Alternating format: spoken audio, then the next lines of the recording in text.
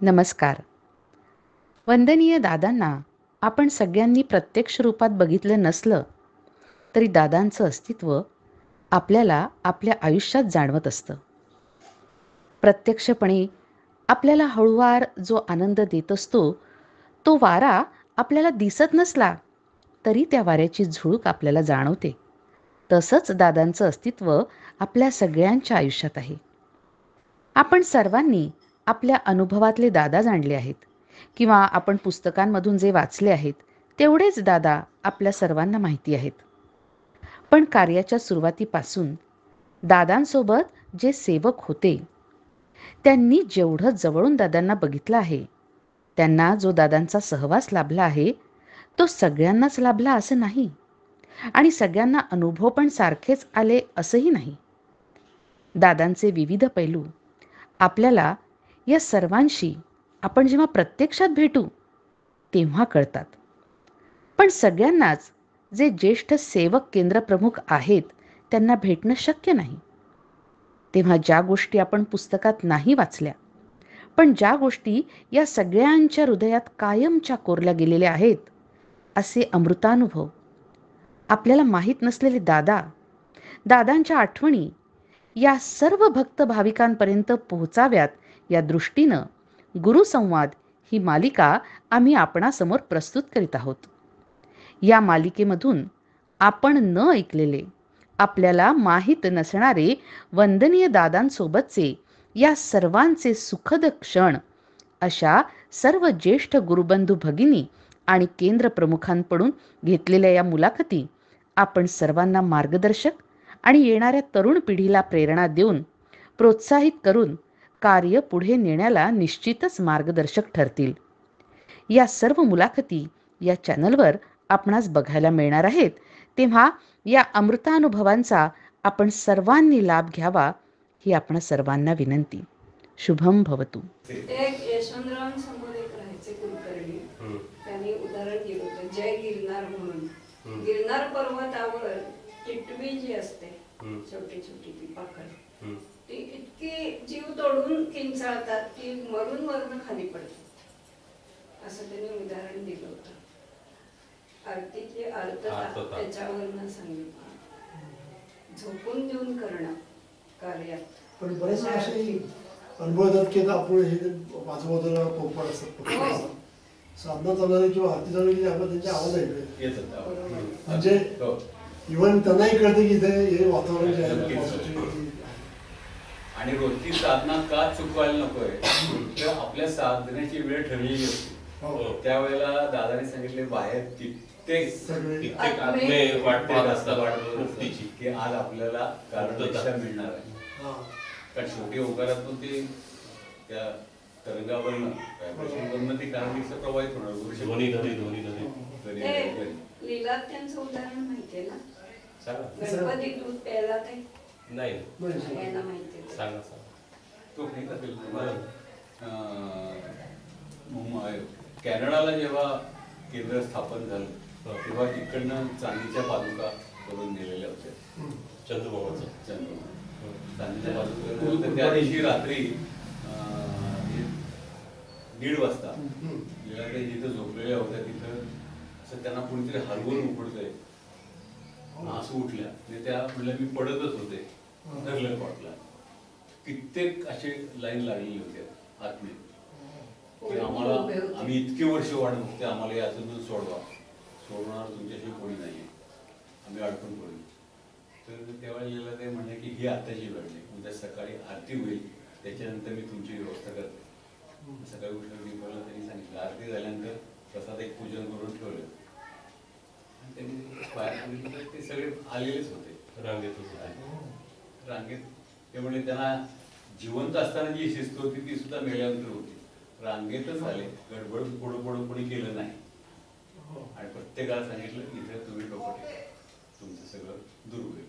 फक्त एक तुमची प्रत्येकाच्या आयुष्यात जी पिण्याची वासनावली जी आहे ती इथं नाही दूर होणार. त्याच्याकरता आमच्या देशात तुम्हाला जावं लागेल आणि त्या आमचे अधिपती बसलेले आहेत गणपती, त्यांना स्पर्श करायचं. त्यांना स्पर्श केले की ते वलय दूर होईल, तुम्हाला गती मिळेल. म्हणून त्या दिवशी गणपती दूध प्याला. एकच दिवस सबंध हिंदुस्थान. कॅलेंडरवर जसं गणपती उतरेला म्हणे असं सांगत होती लोक तेव्हा. आल्यानंतर हे सांगितलं लोक अंधश्रद्धा पण म्हणतात त्याला. हो, पण आता परत कुठे झालं तसं नाही झालं. एकदाच झालं.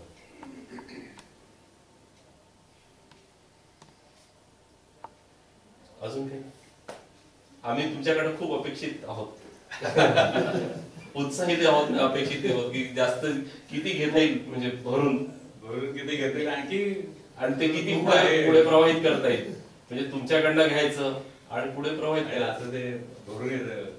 गुरु लीला श्रवण पठण बाबे करिता अंगिरवे मवारे खूप सांगण्यासारखं आहे.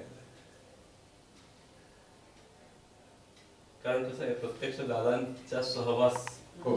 तुम्हाला लाभलाय आणि दादांचा सगळा अनुभव म्हणजे क्षणोक्षणी विसरतो आपण जरी म्हटलं तरी, पण तुम्हाला दादा नाही विसरले, तुम्ही दादांना नाही विसरले. आणि आपण कसं शिस्तीत असायला पाहिजे. पहिल्या सेमिनारला दादा सेमिनारला तिथं ते हात धुवायला जागा होती ना, मागसर म्हणतात तुझ्या मागं दादा उभे आहेत. कारण माझ्यानंतर दादा जेवढं झालं ते माझ्या मागं उभे होते. आम्ही सगळं हात नाही म्हणले, हालायचं नाही. माझा नंबर केला मी हात धुणार. शिस्त काढून ते आमच्या लक्षात की ओळी उभं राहिले, ते एकदाच उभं राहिले शिस्त करत उभं राहिले. तिकडे कामकाज जेव्हा हे जायचे तेव्हा गुरुदास आला होता कामकाजाला. मी म्हणलं ते बहुतेक गडबड करणार लवकर. शेवटचा नंबर माझा म्हणजे मला काही घाई नाही साताऱ्याला जायला. म्हणजे दादांचा पुतण्या म्हणून पटकीने पुढे आला असं तरी त्यावेळेला 22 का 23 कामकाज होते, त्याचा 17वा नंबर होता. मला चांगला आठवते. आणि त्याचे 11 का 12 नंबर झाल्यानंतर मला उठावं लागलं म्हणून मी उठून परत जाऊन बसलो तर हा दारा तिथं उभा होता. म्हणजे का सांगू का किती नंबर सर मी येणार नाही. 17 नंबर येतो. 12 नंबर झाल्यानंतर 17 नंबर तो आला. ती दादाची शिस्त आहे.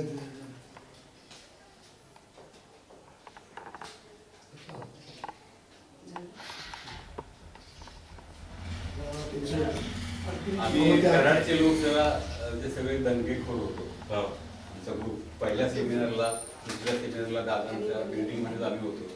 आमचं रात्री गप्पा बिप्पा दंगा चालले तर ते मला वाटतं बोलते दादांना त्रास झाला मग आम्हाला दुसऱ्याला आमच्या बिल्डिंग मध्ये पाठवलं शेजारच्या. पण तिथेही त्रास झाला म्हणून आणखी लांब पाठवला. दीपक यायचा तिथे. हो दीपक तिथे यायचा सगळं झाल्यानंतर आमच्यात गप्पा बारा 11:30-12 हो. तुम्ही इथं दंगा करता दादा झोप येत नाही म्हणून तुम्हाला लांब पाठवले असं सांगायला जाऊ तिथे यायचं तो तिथं स्वतः गप्पा मारतो. आता आपण गुरुसंवाद मध्ये शाळीग्राम काकांकडनं जी माहिती घेतली त्यात शाळीग्राम काकांकडे काही जो दादांचा ठेवा आहे तो शाळीग्राम काका आता आपल्याला दाखवत आहेत. दादाजी 555 सिगरेट पित होते त्याचे काही पाकिट शाळीग्राम काकांकडे आहेत ते आता आपण बघतो. मी सगळी तशी त्यावेळेला जपून ठेवलेली आहे. जरा बाटली तुम्ही बरोबर दादा इकडं आहे ना. नाना नाना ते दादा हात यायला लागलेले आहेत. अहो तिकडे सर.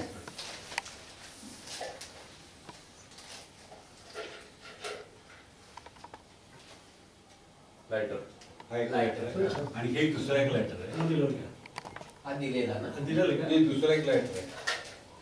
तो सिल्वर कलरचा आहे ना बॉल पेन सारखा.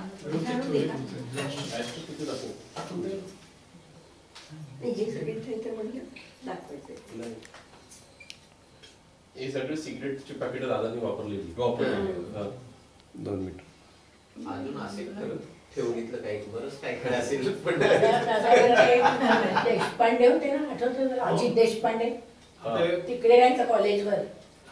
ते देशपांडे नाना डेंटिस्ट. डेंटिस्ट तर त्यांच्या घरी जाणार होते तर त्यांच्या ते आधी सत्यसाई बाबांचे भक्त होते म्हणजे तर त्यांनी काय केलं होतं की सत्यसाई बाबांचा फोटो असा पालथा घालून ठेवला होता भिंतीवर जो होता तो कारण दादा येणार हे म्हणजे वेगळे येणार ना वेगळे आपल्याकडे म्हणून तो असा घालून ठेवला होता. पहिलं दादा त्यांच्या घरात गेल्यावर त्यांनी सांगितलं तो फोटो काय सत्यसाई बाबांचा कशाला उलटा करून ठेवलाय मी काही बोललो नसतो तुम्हाला. त्या बाई विचार इतक्या हे झालं म्हणजे त्यावेळेला नाही कसं काय कळलं. आणि हा संदर्भ घेऊन एक सांगतो, त्यावेळेला सत्यसाईबाबांचं प्रस्थ खूप होतं आणि ते वेगवेगळे काही चमत्कार करायचे, खूप आकर्षित. तर एकाने त्यांना दादाला विचारलं की बाबा तुम्ही सांगताय आणि हे सत्यसाईबाबा म्हणजे काय मग फरक आहे? मगाशी मी सांगितलं सगळं, सिगरेट काढली, एक चुरका घेतला. बाबा म्हणले एकच, विषय बदलला ते.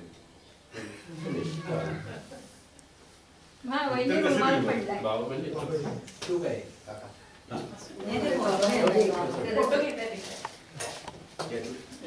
फोटो घेणार आहे.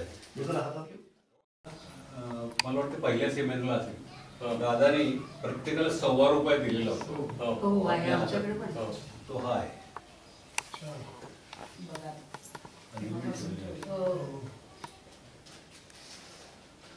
तसं माझ्याकडे ₹5 दादाने मला दिलेले आहेत. हे कायम जपून ठेवा तुमच्याजवळ, ते अजून आहेत. आमच्याकडे ₹100 लक्ष्मीपूजना दिवशी काढतो. बाकी तो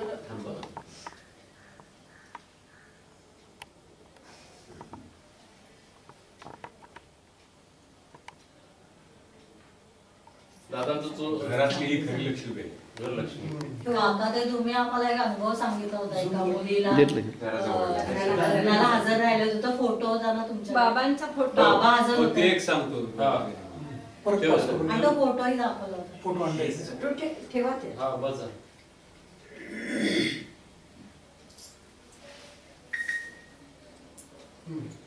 एक कर्नाटकची एक फॅमिली आपल्याकडं, त्यांच्या घरामध्ये बाबांचं पूजन नेहमी व्हायचं, बाबांच्यावर श्रद्धा. त्यांची जी लहान मुलगी होती तिची बाबांच्यावर खूप श्रद्धा होती आणि पूर्वजन्माची काही तिची पुण्य आहे, ती बाबांशी बोलायची, बाबा तिच्याशी बोलायची. मोठी झाली, शिक्षण झालं, लग्नाची झाली, वडिलांनी लग्न ठरवलं की असं इंटिरियरमध्ये कुठेतरी होतं लग्न. तर वडिलांना म्हणले की लग्न ठरलंय, मुहूर्त शिर्डी जाऊन बाबांना लग्न करायचं, आपण शिर्डी जायचं. वडिलांनी तिची इच्छा, तिला माहिती होतं बाबांचं प्रेम. शिर्डीला गेले, तिनं बाबांना सांगितलं की असं असं मुहूर्त आहे, त्यावेळेला तुम्ही मला आशीर्वाद द्यायला यायला पाहिजे, माझा हा हट्ट आहे. आणि बाबांनी आतापर्यंत ते सगळे हट्ट पुरवलेले होते. लग्नात दिवस तुझ्या वडिला ते वाजत गाजत जिथं कार्य होतं तिथं एका वाड्यामध्ये होतं, तिथे ते सगळे आले. तिथे लक्ष तिकडे होतं, बाबा दिसतोय का, बाबा लग्न झालं, आजच्या सगळं झालं, झाली. संध्याकाळच्या वेळेला मग फोटोचा भाऊ फोटो काढत होता. तेव्हा ते बॉक्स टाईपचे कॅमेरे असते, 36 फोटो निघायचे असते. आणि संध्याकाळ झाली की इकडं सासरी आली, रात्री झोपेत स्वप्नात बाबा, आणि ती अतिशय रागवलेली होती सकाळपासून की बाबा आले नाहीत मला शब्द देऊन सुद्धा. स्वप्नात सुद्धा रागवलेली होती, तुम्ही मला एवढे शब्द देऊन आला नाही. असं नाही म्हणली, म्हणजे लग्नाला आलो होतो, तुला आशीर्वाद देऊन गेलो, अजिबात नाही, मला मुली दिसला नाही. त्याच्या भावानं फोटो काढलेत की नाही, हो, त्या फोटोमध्ये 7 नंबरच्या फोटोमध्ये मी आहे म्हणले. सकाळी उठली, भावाला फोन केला की असं तो रोल डेव्हलप कर, बाबांचा फोटो आहे त्याच्यात. 7 नंबरचे बघितलं बाबा आहेत ते, दाखवू.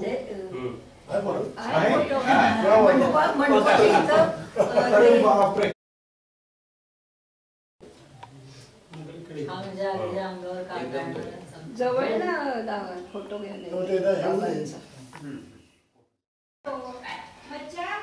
लहानपणी दुसरं तिसरं सेमिनार त्यावेळेला एक बाई आम्हाला भेटल्या, त्या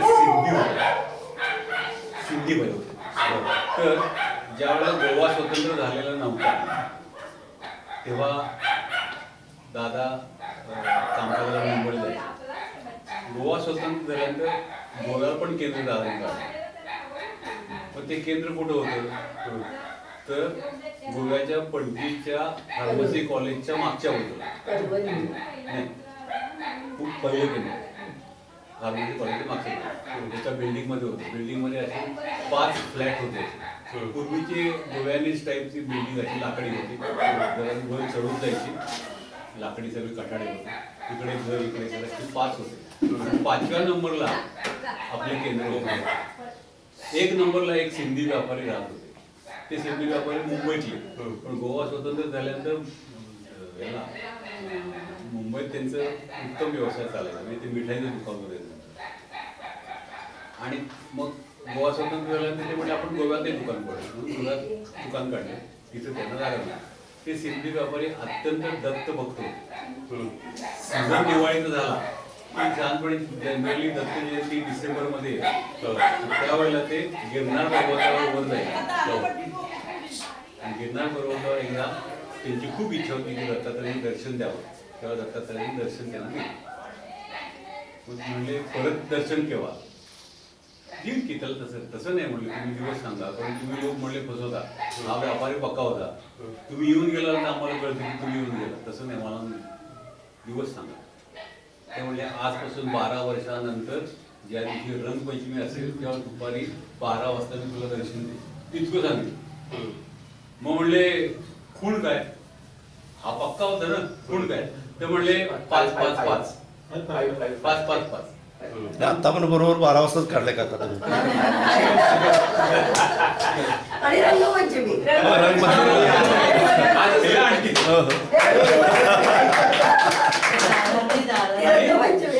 आणि गोवा स्वतंत्र ते इकडे आले आणि नंतर दादांची त्याची ओळख झाली. कामकाज वगैरे संपल्यानंतर दादा चहा प्यायला त्याच्या घरी जायचे, बसायचे, सिगरेट बिगरेट झाले तर मग इकडे यायचे. हे माझ्या मनात काय आलं माहितीये काय, मला कोणत्या वेळेला माझ्या हातात ते सिगरेटचं पाकिट तर 12 वाजले ते बरोबर. आणि बरोबर त्या दिवशी रंगपंचमी होती ना, हा मनुष्य 12 केले वाजतात, दाराकडे लक्ष कोण येते 5 5 ते लक्षात होते त्याच्या. आणि दादा येऊन समोर बसलेले बोलतायत, पण दादांच्याकडे कुठे लक्ष येते. बरोबर 12 वाजल्यावर दादानी खिशातून सिगरेटचं पाकिट काढलं आणि त्याच्याकडे ऑफर केली सिगरेट. तिकडे बघितलं त्याच्यावर 5 5 एकदम डोक्यात प्रकाश पडला, खाली वाकलं पाय धरले, पाय चिंब केले. आणि मग त्या दिवशी त्यांनी दादांच्या शर्ट पायजमाला सगळे रंग लावलेले होते. आणि त्या ज्या बाई आम्हाला भेटल्या ते म्हणजे आता ते नाही, ते शर्ट पायजमा आम्ही आमच्या फेवरेट ठेवलेला. यशवंतरावांनी सांगितलं आणखी थोडं की एका वेळी दादा गोव्यात नव्हते आणि माझ्यात द्वारकामाईमध्ये होते. दीपक दादा आणि गाडी त्यांची द्वारकामाईत होती. त्याच वेळेला ते गोव्यात होते. त्यावेळेला ती बरोबर 12 1 मिनिट कमी असताना तिथे दादा गेले. काय वाटतं की मामा होतं काय नाही. ते सिगारेट काढल्यानंतर 5 घेतल्यानंतर लगेच पाय धरले, अंघोळ घातली. त्यानंतर त्यांचे कपडे काढून घेतले, दुसरे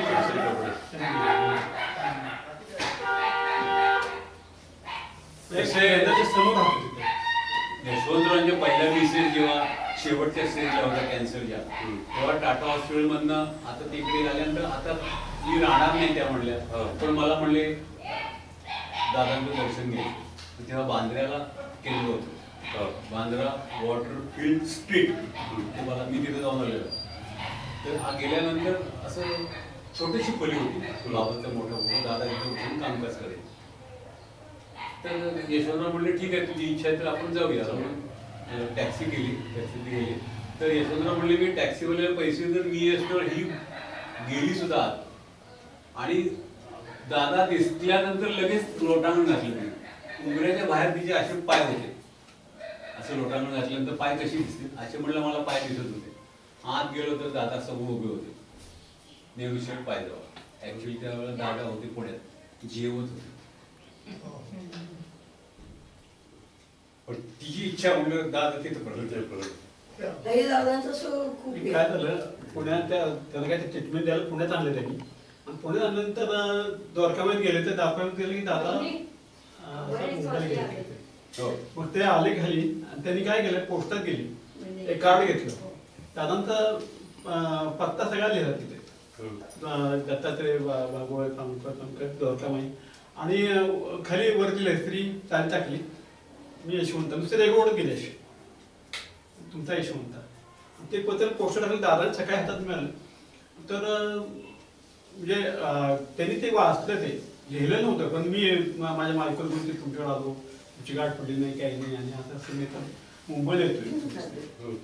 आणि मुंबईला गेलं तर दादा तिथं मुंबईला डेक्कन पिंड गेलं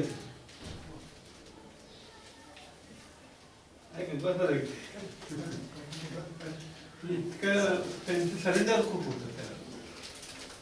एकदा तर ते खाली गेले यशवंतराव द्वारकामाईच्या खाली उभे, आणि असा विचार करून गेले की आता कुठे रस्ता तिकडे जायचं, आता आपल्याला काही कोणी नाही, आपण आता जगायचं नाही, काय जगायचं तर काय होईल ती वेळ. आता पण दादांच्या गेल्या रुमाल घेतला, त्याला एक काट मारली, मी दादा आता हे जग कुठं तर जाणार आहे, मी काय त्याला जायचं, लोकच होईल किंवा काय होईल, एक गाठ मारायची, सुरू मारायची, असं करत करत मला काय जे म्हणले ना गाठी मारल्या.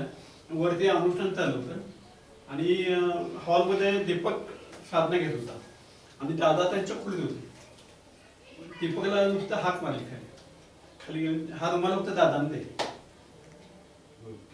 दादाने एक गाठ सोडली, त्यांनी लक्षात काय म्हणला तो, दुसरी गाठ सोडली. दादा त्याला म्हणले तो उपास आहे 2 दिवस झाले, हे पैसे घे दीपकला आणि तू त्याला म्हणजे जेवायला घ्या, करायला जा, मग काही काळजी करू नको, मी तुझ्या पाठीशी.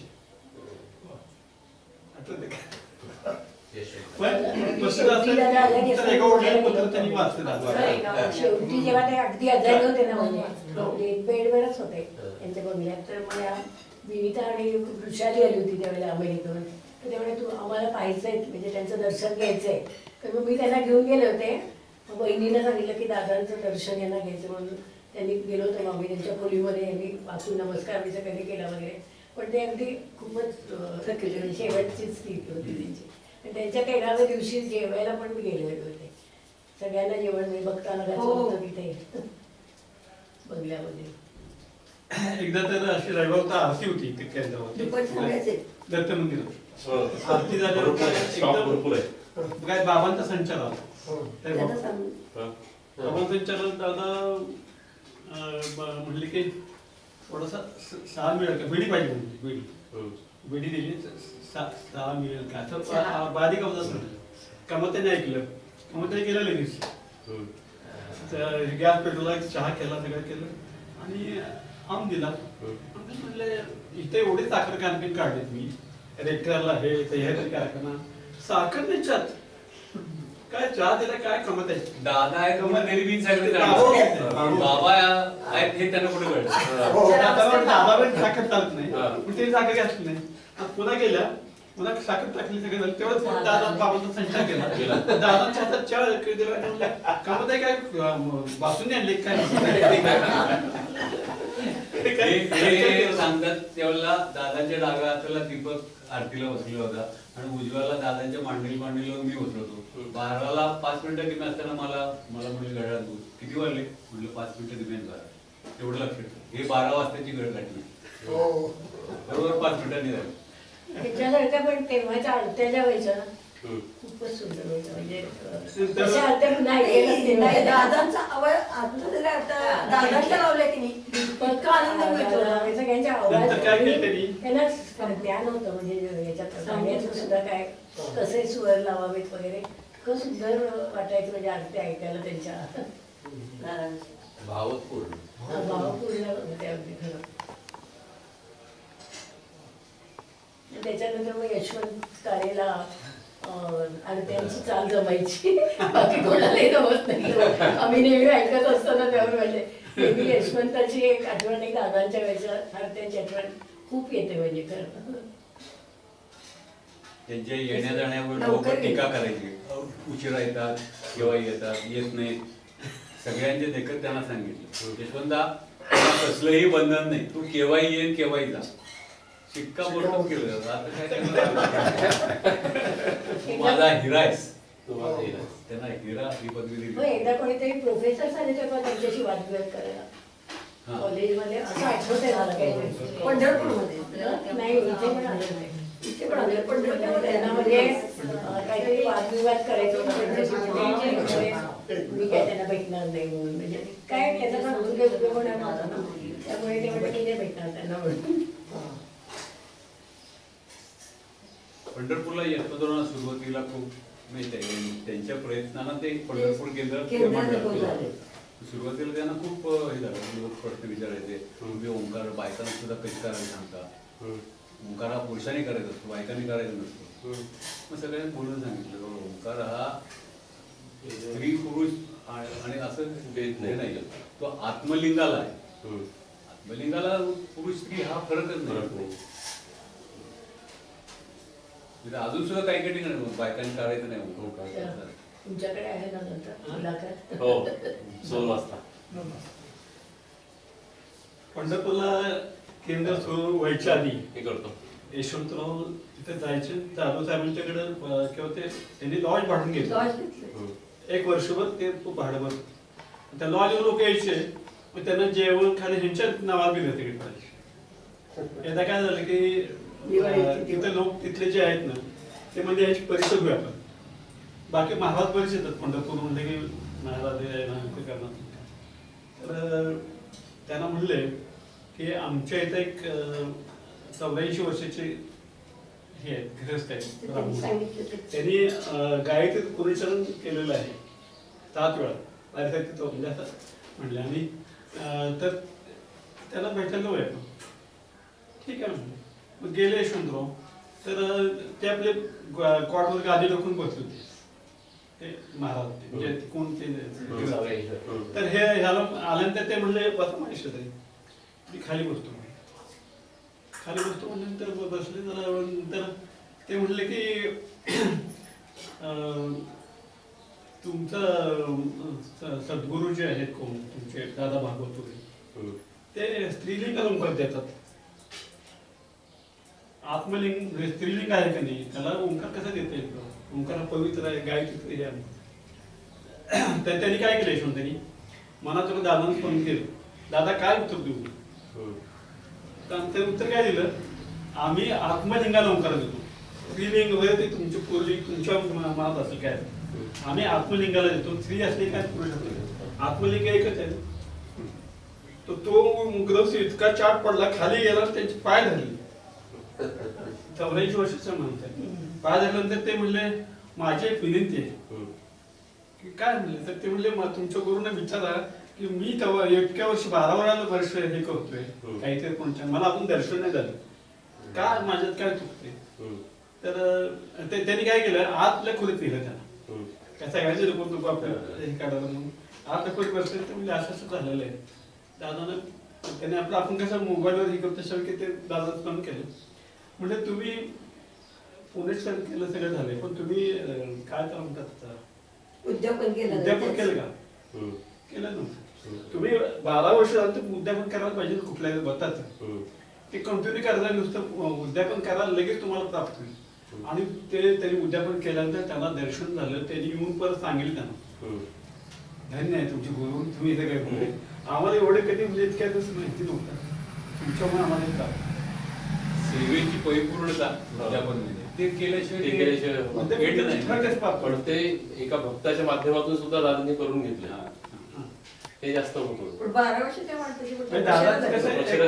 एका सेकंदात ते कॉन्टॅक्ट साधायचे. दादा काय करू, दादा सांगायचं आम्ही करू. पण हे सांगतात यशवंतरावने आम्हा दोघांना दादांशी कसं बोलायचं हे शिकवलंय ना. आम्ही बोलतो, दादा आमच्याशी बोलू शकतो. काय माहिती का, ज्या वेळेला आपण कामकाज करतो, तुम्ही करत कामकाज करतो का? नाही. कामकाज करतो का? नाही. तर यशवंतरावनी दादा काय करायचे, अस्तर बसले खांबाचे ते टेकायचे आणि उदी घ्यायचे, नुसते 1-2 मिनिट शांत बसायचे. नंतर लोकांची कामकाज करायची. तर ते म्हणले काय नंतर यशवंत की तुम्ही काय करता त्यावेळेला, शांत बसता तेव्हा काय करता, काय तुला काय करायचं, तुला केंद्रात मग करू का, कोल्हापूर केंद्र नाही, मला काय नको, तुमची चरणमुक्त व्हायचं मला, बाकी काय नको. तुम्ही अगोदर बसता तेव्हा तुम्ही काय म्हणता ते मला पाहिजे. मग त्यांनी सांगितलं की मी बाबांना प्रार्थना करतो, इथे दुःखी कशी लोक आलेले आहेत, त्यांची सेवा तुम्ही माझे माध्यम वापरून करा.